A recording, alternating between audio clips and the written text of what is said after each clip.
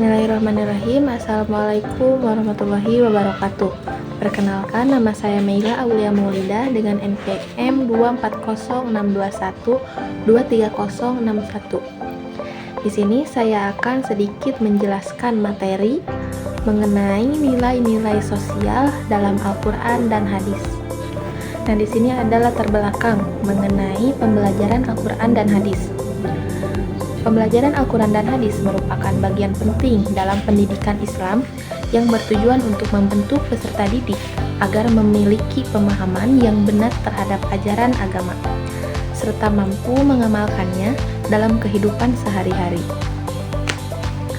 Al-Quran sebagai wahyu Allah Subhanahu wa Ta'ala dan hadis sebagai penjelasnya menjadi pedoman utama dalam membimbing manusia menuju kehidupan beriman, berakhlak mulia, dan seimbang antara dunia dan akhirat.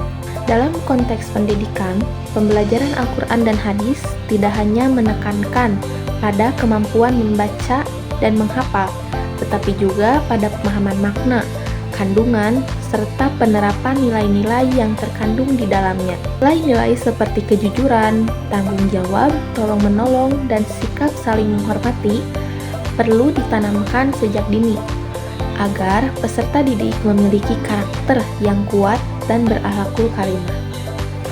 Yang selanjutnya ada pengertian dari nilai sosial, yaitu prinsip atau aturan mengatur hubungan manusia dengan sesama agar tercipta kehidupan yang harmonis, saling menghormati, dan penuh kebaikan. Dalam Islam, nilai sosial bersumber dari Al-Quran dan hadis. Nah, yang selanjutnya ada macam-macam nilai sosial dalam Al-Quran dan hadis. Yang pertama yaitu ada tolong-menolong atau ta'awun. Dalam dalil Al-Quran surat Al-Maidah ayat 2 yang menegaskan perintah Allah Subhanahu wa Ta'ala untuk tolong-menolong dalam kebijakan dan takwa, serta larangan keras saling membantu dalam dosa dan permusuhan. Ayat ini juga menekankan takwa dan peringatan sisanya yang berat. Maknanya, umat Islam dianjurkan saling membantu dalam hal kebaikan, bukan dalam keburukan. Contohnya seperti membantu teman yang kesulitan belajar dan ikut kerja untuk sesama. Yang kedua ada persaudaraan atau ukhuwah. Dalil Al-Quran surat Al-Hujurat ayat 10. A'udzubillahi minasyaitonirrajim. Bismillahirrahmanirrahim. Innamal mu'minuna ikhwatun fasalihu baina ahwaikum wattaqullaha la'allakum turhamun. Yang artinya, sesungguhnya orang-orang mukmin itu bersaudara. Karena itu, damaikanlah antara kedua saudaramu yang berselisih dan bertakwalah kepada Allah agar kamu mendapat rahmat. Surat Al-Hujurat ayat 10 menegaskan bahwa orang-orang mukmin bersaudara, memerintahkan perdamaian jika ada yang berselisih dan bertakwa kepada Allah agar mendapatkan rahmat. Ayat ini menjadi landasan pentingnya menjaga persatuan, persaudaraan, dan memperbaiki hubungan atau islah antara sesama muslim. Maknanya, semua umat Islam adalah saudara, harus saling menjaga dan tidak bermusuhan. Untuk contohnya, tidak saling mengejek dan menjaga kerukunan. Yang ketiga yaitu kejujuran atau sidik. Hadis ini diriwayatkan oleh Imam Bukhari dan Muslim dari sahabat Abdullah bin Mas'ud radhiyallahu anhu yang berbunyi, "Alaikum bisidqi fa inna sidqa yahdi ilal birri innal birra yahdi ilal jannah." Yang artinya, hendaklah kalian berlaku jujur karena kejujuran membawa kepada kebaikan dan kebaikan mengantarkan seseorang ke surga. Dan jauhilah sifat dusta atau bohong karena dusta membawa kepada kejahatan dan kejahatan membawa ke neraka. Nah, poin pentingnya yaitu perintah utama menjadikan kejujuran sebagai karakter utama. Untuk dampak kejujuran yaitu menuntut pada kebaikan dalam tindakan atau al-bir dan berujung pada surga. Untuk peringatannya, jujur membawa ketenangan, sedangkan dusta membawa pada keraguan dan kejahatan. Yang keempat yaitu keadilan. Dalil Al-Quran surat An-Nahl ayat 90 yang artinya sesungguhnya Allah menyuruh kamu berlaku adil dan berbuat kebajikan, memberi bantuan kepada kerabat, dan tidak melarang atau melakukan perbuatan keji, kemungkaran, dan permusuhan. Dia memberi pengajaran kepadamu agar kamu dapat mengambil pelajaran. Isi kandungan yaitu 3 perintah berlaku adil, berbuat ihsan atau kebajikan, dan membantu kerabat. 3 larangannya perbuatan keji atau fahsya, kemungkaran, dan permusuhan atau kedoliman. Tujuannya agar manusia mengambil pelajaran dan berakhlak mulia. Maknanya, bersikap adil kepada siapapun tanpa membeda-bedakan. Contohnya, tidak pilih kasih dalam berteman. Yang kelima, larangan gibah atau menggunjing.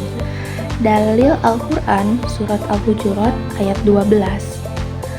Menurut Ibnu Katsir tentang surat Al-Hujurat ayat 12, Allah Subhanahu wa Ta'ala melarang hamba-hambanya yang beriman dari banyak berprasangka buruk, yakni mencurigai keluarga atau kerabat serta orang lain dengan tuduhan yang buruk yang bukan pada tempatnya, karena sesungguhnya sebagian dari hal tersebut merupakan hal dosa. Maknanya, membicarakan keburukan orang lain adalah perbuatan tercela. Contohnya, tidak membicarakan teman di belakang. Yang keenam yaitu saling menghormati dan menghargai. Dalil Al-Quran surat Al-Hujurat ayat 11 yang artinya, wahai orang-orang yang beriman, janganlah suatu kaum mengolok-olok kaum yang lain, karena boleh jadi mereka lebih baik dari mereka. Dan jangan pula perempuan-perempuan mengolok-olok perempuan lain. Janganlah kamu saling mencela, dan janganlah saling memanggil dengan julukan-julukan yang buruk. Dan barang siapa tidak bertobat, maka mereka itulah orang-orang dolim. Surat Al-Hujurat ayat 11 ini berisi larangan keras, mengolok-olok, merendahkan, mencela, dan memanggil dengan julukan buruk sesama muslim. Ayat ini menekankan bahwa orang yang diolok-olok bisa jadi lebih baik di sisi Allah, serta menegaskan bahwa berperilaku dolim dan merusak persaudaraan. Contohnya seperti menghargai perbedaan pendapat.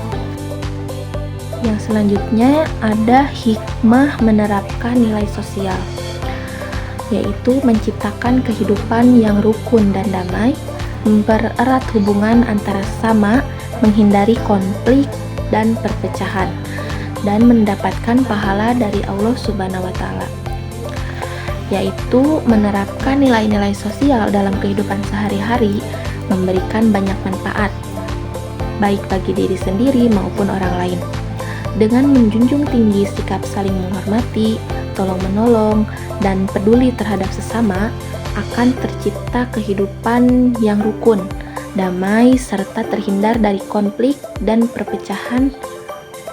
Selain itu, dalam perspektif Islam, penerapan nilai sosial juga bernilai ibadah yang dapat mendatangkan pahala dari Allah Subhanahu wa Ta'ala.